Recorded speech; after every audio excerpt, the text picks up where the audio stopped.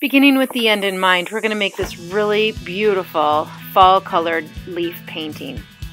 You'll find in the back table some some leaves that you can go ahead and use as tracers to go around.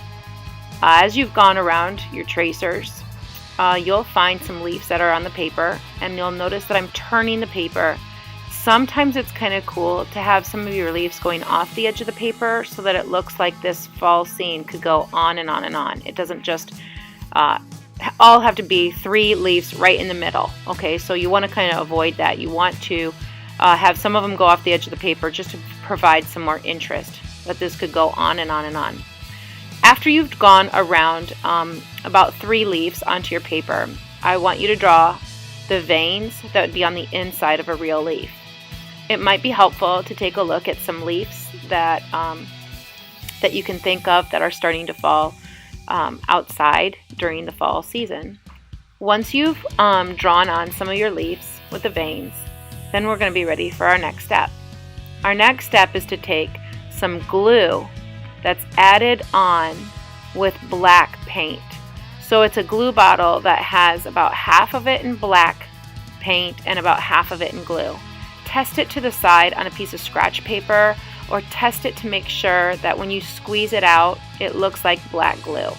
It's going to have a raised surface. Imagine glue that's drying. It's going to be a raised surface, and it's nice that it's black because it's going to provide a lot of nice contrast with your thinned down watercolors that we're going to be using in this assignment.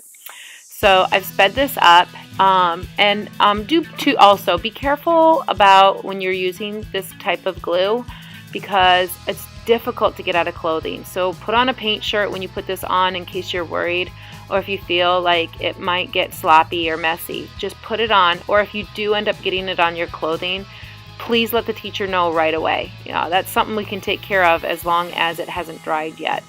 So just kind of letting you know a little bit about that as you begin doing this part of the assignment. Now that I've got everything done, let it dry. You can't do any more today. Just set it on the drying rack and let it dry.